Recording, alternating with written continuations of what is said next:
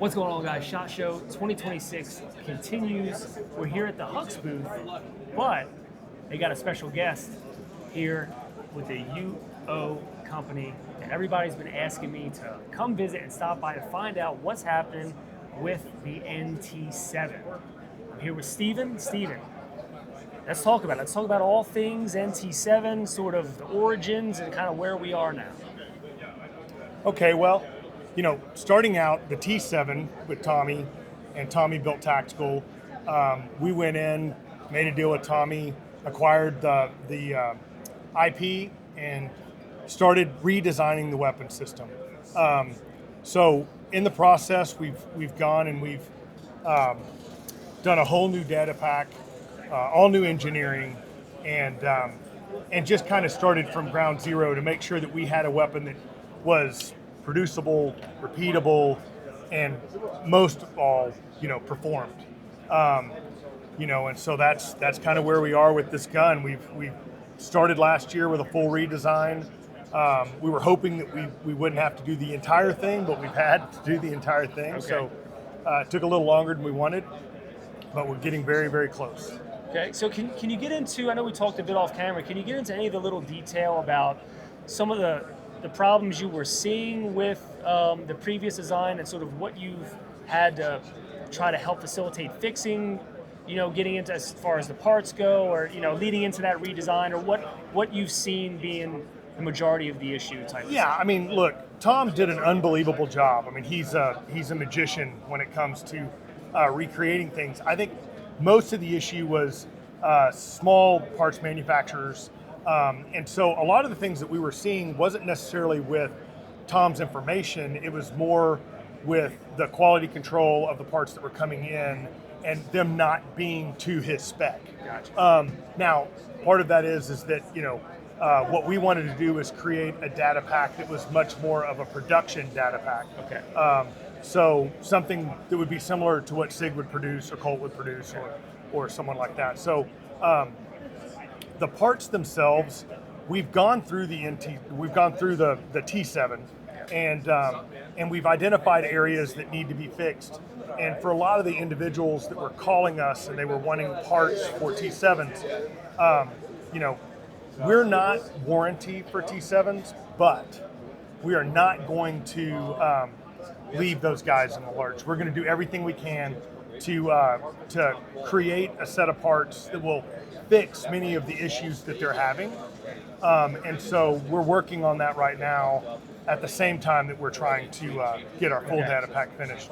So for the guys watching this that have a T7, so they won't necessarily be able to send their T7 to you to upgrade those parts or anything. It's more of like, this is a parts kit that we found should fix the majority of everybody's issues with the T7. We can send that out to you. Is that something that would be sort of under warranty free of charge, or would there be a small cost associated with those parts? It really, at this point, it's a good question, because at this point, depending on how many parts are needed. Right. Look, if it's a couple of parts that are needed to correct 90% of the issues, right, then we're probably going to make that available to everybody at our expense.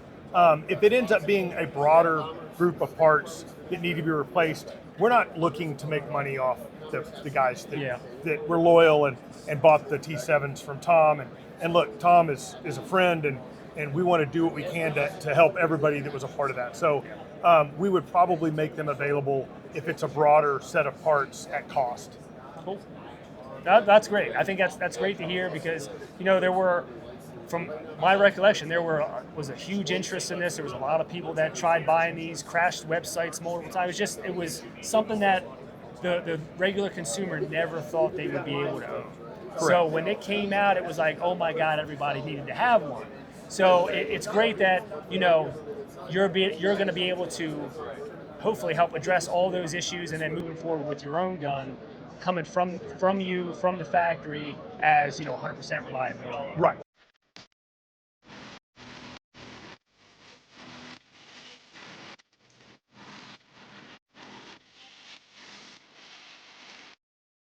So, and look, that's been the whole goal. And I know everybody's like, when's it coming? When's it coming? Yeah. When can I get one? Yeah. And once we know that we're good and we've gone through all of our testing, and we're going to T&E them to destruction, several of them, and we're going to find out our weak points and do everything we can to make it a better gun. And so, when we release the gun, it's going to be ready to go. Now, this might not be a question you can answer, but I know this Huxworks sort of made something like a one-off for it. Do you have any idea if that's going to be something that would be produced for people at some point when this is ready? So Huxworks has been a great partner for us, and they are absolutely making this can for us. It will be available with the gun. Okay, cool. All the guns will be delivered with a Hux brake. If you want a legacy HK style brake, I'm sure we'll make them available. Okay. We would prefer that everybody use the Hux brake and the Hux suppressor. Sure. Or any flow through style suppressor, but we're partial to Hux. Cool. The legacy cans, legacy baffle cans, just tend to create a lot of back pressure on this weapon. Yeah. And it beats it to death. Yeah. And HK's had the same problem with their system, and so we're trying to make sure with Hux as our helper that we're going to make sure that that's not a problem. I'll say, so when I got mine, I thought ahead, and a year before that even got a legacy B&T and P7 can because there was no other option. Like, sure. That's and they're what gorgeous. You had. Right, they're and gorgeous, it's what you had to get, right? So it's cool now that, I think even though it's non-traditional, but moving forward in the evolution of the gun industry, I think the tiny flow-through Hux can, the lightweightness of it and everything, it complements it well. I think it looks great on the gun. So I think definitely would have to make an upgrade into this can. Oh yeah, look, and there's going to be guys that want it to look like the traditional. Yeah, right. We totally understand that, and we're fine with it. We would prefer that when you shoot it, you shoot it with a low back pressure, a low back pressure can. So this is just a detailed question, but so Hux does their FDE, their tan color on their cans. Once they're producing for you, would there be, for the RAL guys, will there be a RAL color option for the can? Yes, I think we're going to make that an option. So we'll do RAL and RAL furniture, and then we'll do FDE, and then we're also going to have gray and black. That's cool. And so we'll try to do a gray. I don't know. We'll talk to Hux. They may be like, bro, we're in. Yeah, right. Sure. Well, this is exciting. I appreciate. I don't want to take up too much of your time. I appreciate sort of the peek behind the curtain on where it came from, the backstory, and kind of everything that's happened leading up till now. So it's great that there's been a lot of questions about, when is it coming, what's going on with it, and just where everything is. So I'm glad you took a couple minutes to kind of explain some of that. To give everybody just sort of the answers they've been looking for on, the platform. Again, I know you don't know, but is there any projected, like Q4 this year? Hopefully by the end of the year. Oh no, it'll be this year. Okay. And it'll be before Q4. Okay. And we're looking to get it done as quickly as we can.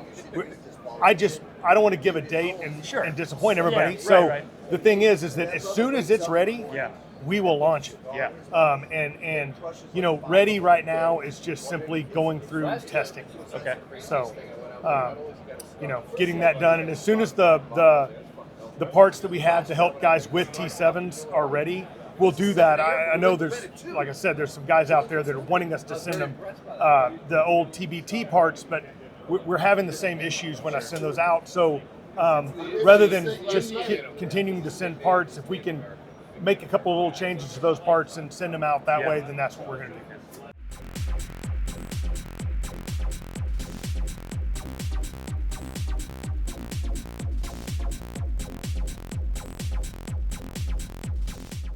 All right, so I guess the last thing is, so once this is all buttoned up and good to go, any plans to, bring some other cool stuff into your lineup? There certainly are. We don't want U-Arms to be a one-hit wonder. We want to come out with other products. The idea behind UO is that, we're bringing unobtainium and making it obtainable. And so, for sure, we're looking at other projects to bring to market. We're just not focusing directly on that right now. We want to get this to market first. No, good strategy, but always this is a great one to start with for sure. And looking forward to I seeing. want it. Yeah, right, exactly, right. Looking forward to seeing what's coming down the line in the future. Steven, listen, I appreciate you taking a couple minutes. No problem. Thank you. All right, and stay tuned for more SHOT Show 2026.